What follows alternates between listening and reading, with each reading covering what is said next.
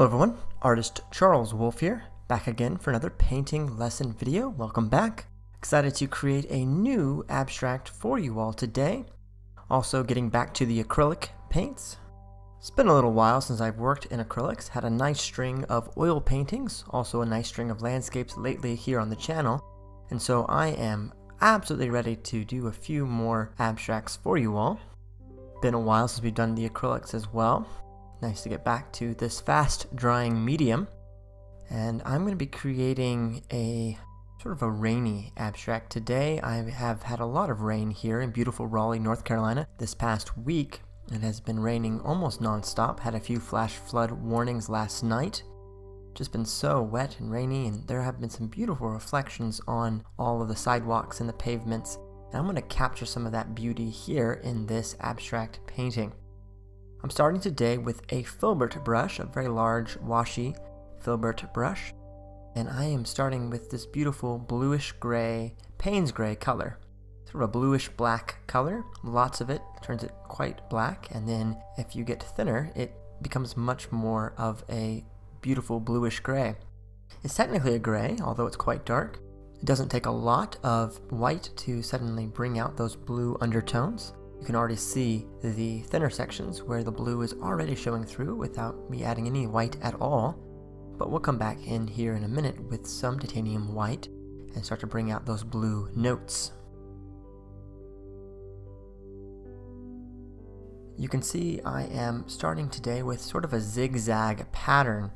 I want to have the corners of this canvas filled with black paint, except for the bottom right. And then we are going to sort of work our way down using quick horizontal brushwork in a zigzag motion across this canvas. It's important just to get the paint onto the canvas. We can adjust the shapes as we go along. We're going to be layering a lot and blending a lot in this piece, so we don't need to worry about being terribly precise at this point. We can just get the paint on there and start to move things around and get things adjusted as we paint along today.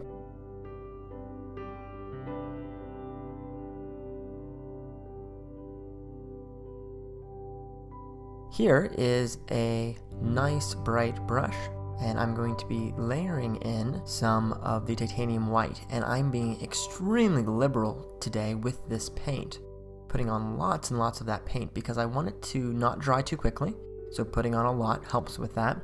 And I'm also wanting it to be there for blending and for mixing in just a moment. But before I even get to that step of blending, I'm going to put on a few more colors.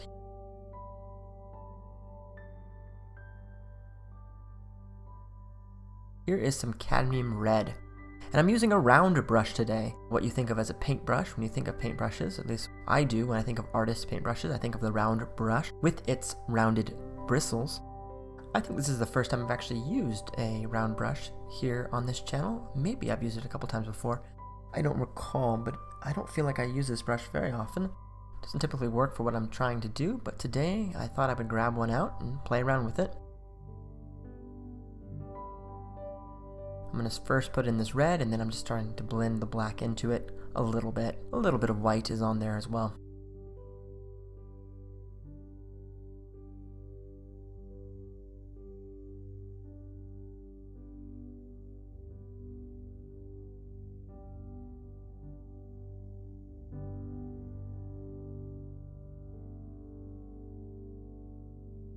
Now I'm just blending in a few spots and hitting some of that white, and you can see everything is becoming paler as I do so. And we'll just start to play these two colors together, the red and the black. Very modern looking with those three colors, white, red, black. You could do an entire composition out of just those three colors, but for now we're going to add a few more than that, I think.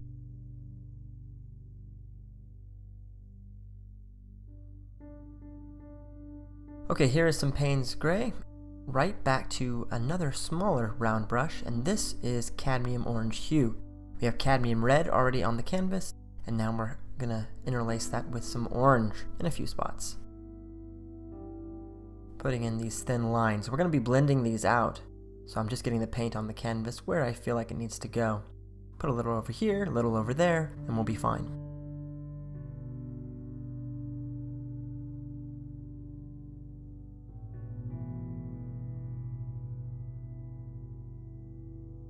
And of course, I can't forget about my yellow, returning to the horizontal zigzag motion, something that I'm going to echo throughout this composition.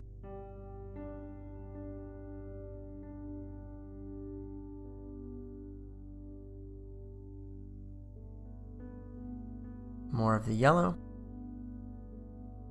and we'll play that throughout the canvas. Back to my orange. Now we'll start the blending process. It's important to work down. I like these zigzags. You can see all the white is being picked up, and I'm allowing the colors to freely mix with one another. Keeping my brushwork extremely active as I do so, not covering up all of the white. Touch more of the orange on my brush, and we'll blend that out over here on the bottom right. And then jump up to the top, middle. Play the orange into the yellow.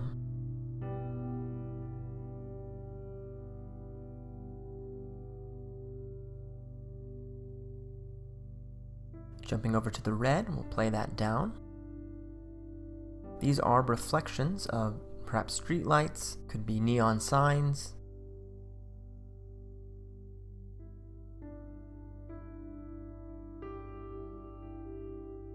We want them to have sort of a watery effect.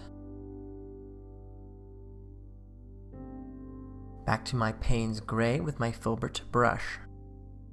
If you don't know, filbert brushes have a sort of U-shaped bristles to them. Round brushes, of course, are very round. Bright brushes have a very straight edge at the top. Wash brushes are like bright brushes, but they're just thicker and wider. Of course, we have liner brushes, which are very thin, sort of like round brushes, but they're very, very thin and very small amount of bristles on the end. And there are a few more as well.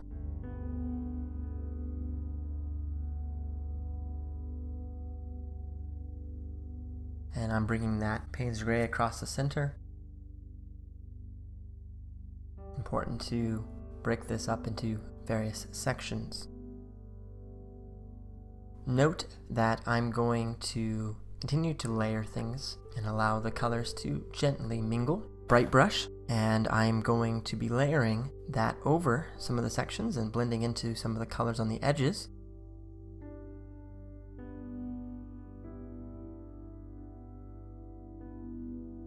I'm trying to leave some of the pure colors and not cover them up completely. I want some of that yellow to show through. I'm really focusing on the edges being blended, but keeping the centers intact. So I'm grabbing the gray along the edges, so it becomes more of a blue. I'll maybe cover up the center in a few spots, but on the edges I really want the colors to remain quite vivid and bold. Don't overblend everything together and it'll just become a mess. It's kind of a subtle balance between blending things together while keeping the colors quite bright and visible.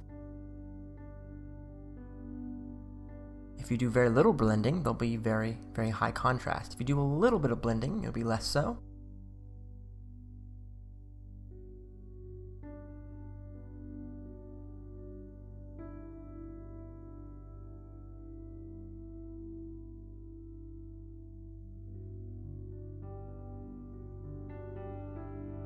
Playing this white in up here.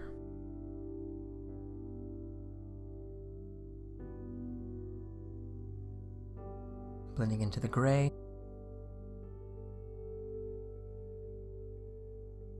Don't kill all your color with the blending, but do blend the edges of each section of color so the transitions are smoother. Have that white already on the canvas, and I'm just going to blend this out. It's okay if I cover up some of the other colors I already have there.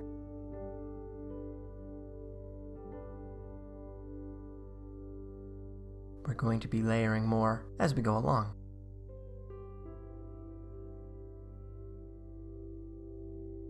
Acrylic paint is so forgiving. It dries very quickly, so you have to work fast, like I am doing. You can simply grab more paint and put one layer over the next, and if you really need to fix a section or you don't like the way it looks, you can take a hair dryer, blow dry off the section you don't like, then you can layer other colors right on top quite easily.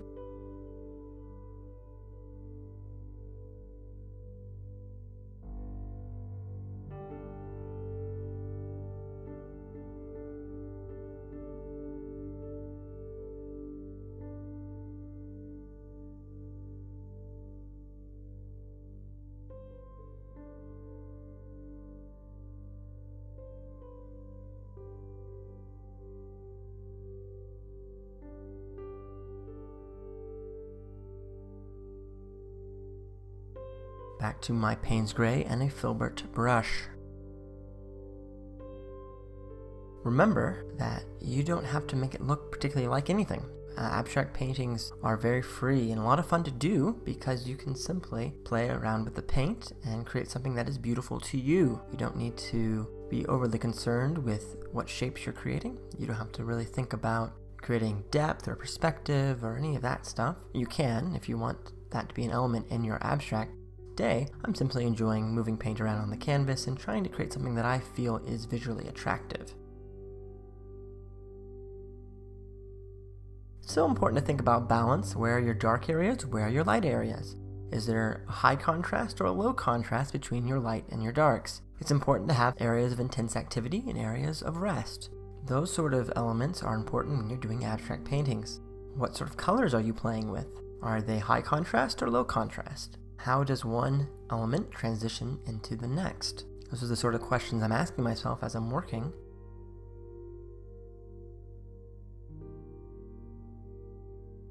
Using my intuition as a guide and using my artistic instincts to create something that looks rather nice.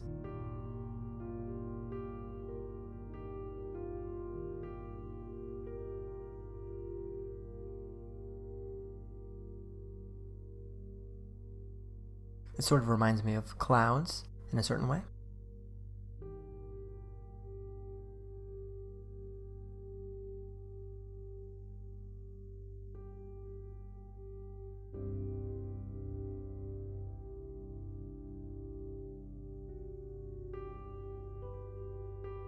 Bit more of the Payne's Gray.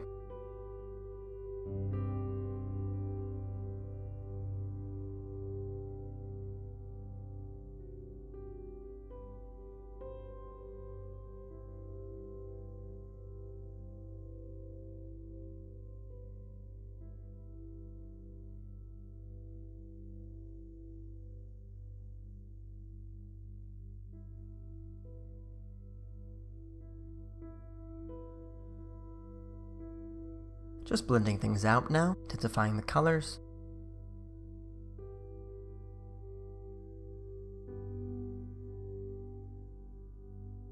Increasing the contrast with the pure pigmentation.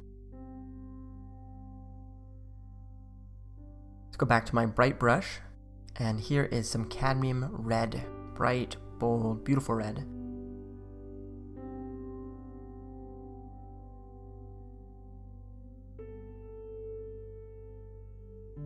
We'll follow that with a bit of the cadmium yellow as well. I noticed that I had some yellow on the right hand side but didn't have much down below. Grabbing the yellow, I'm going to rectify that situation right now. I'm also going to use this yellow as an opportunity to break up these two darker gray-black sections on the right hand bottom side. They're a little bit overpowering and I feel like they need to be more muted. Yes, I want dark color there, but they're too active, so we can use the yellow to gently blend that out. Here's a little more yellow at the top, and then maybe a little bit over here as well.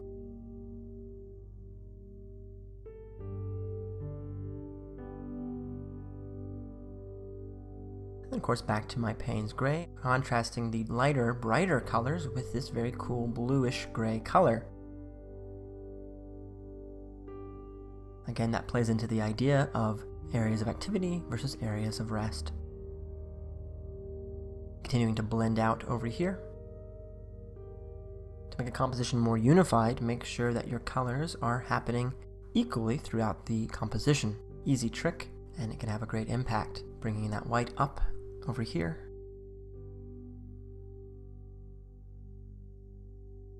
Anywhere that I have large clumps of one color, I'm going to break it up with another color. It's an important layering technique and idea. We want each section to be sort of overlapping another section.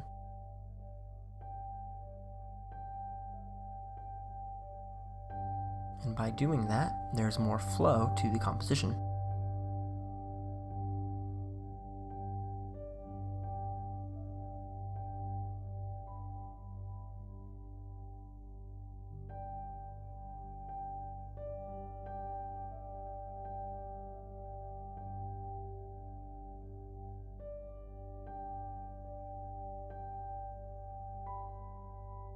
Bringing back the gray. I'm We're going to blend down over here, just a little bit too intense, so just soften that up.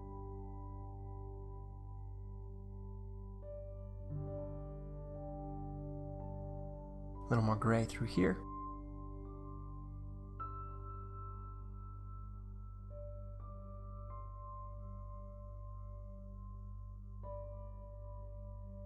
Touch more of the PAYNE'S gray, really bringing it in now, down below, in the middle.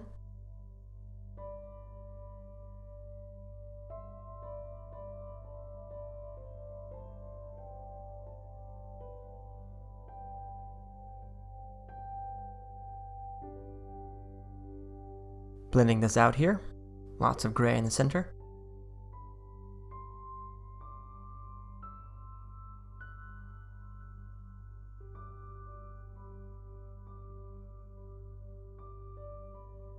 Grabbing a 2-inch chip brush, let's bring in a lot of the titanium white. Really going to soften up the colors throughout, increase the presence of the white, break things up, blend things out. Returning back to my layering idea and approach.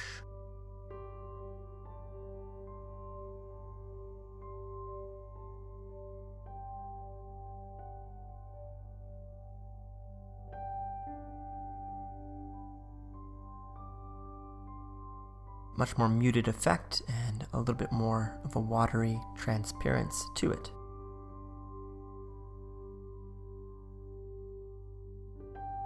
Each time, I'm going to dip my brush back into that titanium white paint.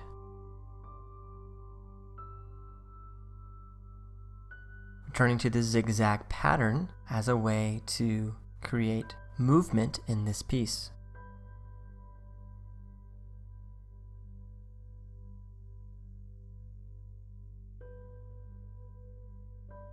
Let's get a little bit of the red there on the 2-inch brush.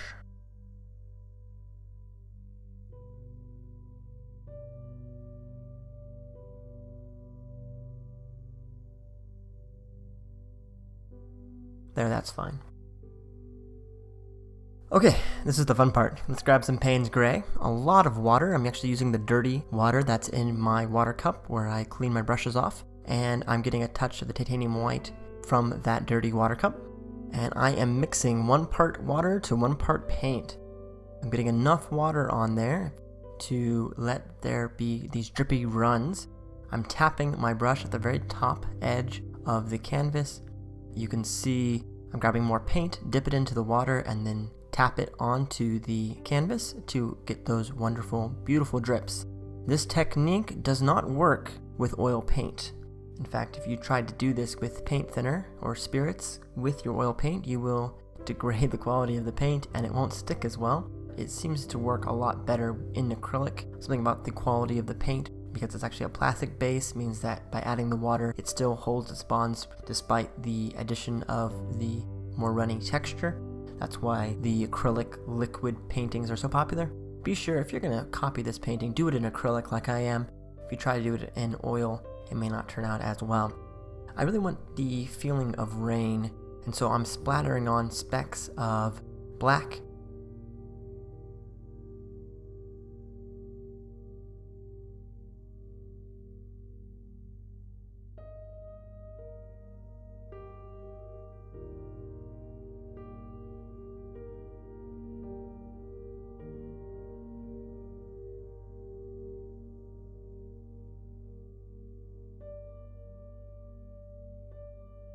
Accidentally hit my brush there, but actually it works out okay because I can connect this section over here across.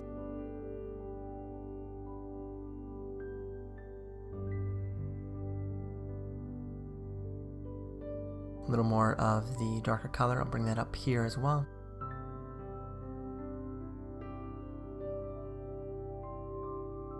And down through here.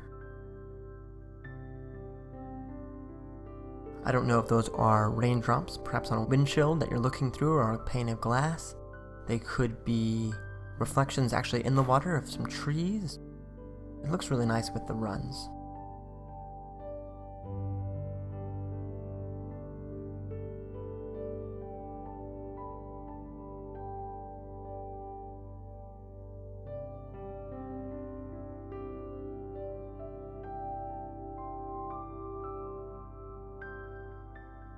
More of the Payne's gray, more of the white, and we'll just keep flicking the brush, create more specks on the actual canvas, flinging the paint firmly onto the piece.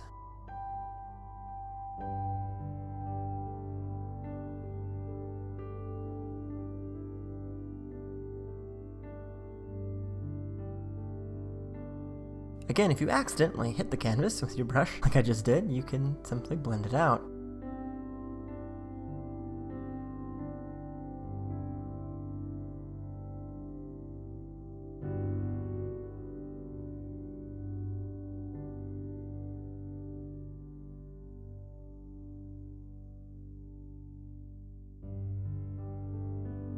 A little more of the black, the Payne's gray, I mean.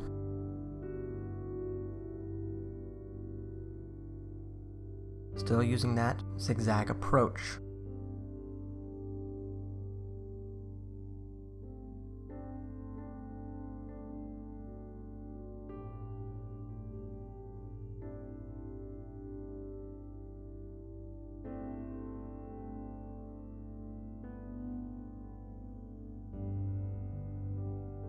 Putting a little more water at the top just to increase these drips. Okay, lots of white and a lot of water again. Same technique but with a larger brush.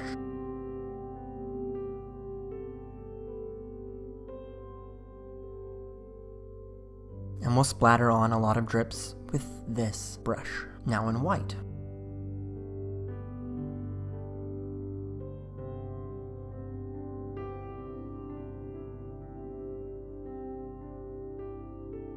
I'm going to blend out some of these white drips. There's a little too many of them, and I want to just keep some of the larger ones, simplify and soften some of these. We don't want too many of these drips.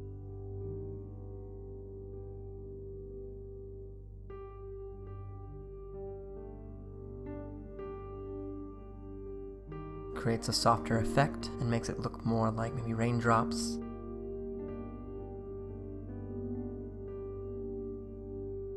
Breaking them up a bit. That looks a lot better.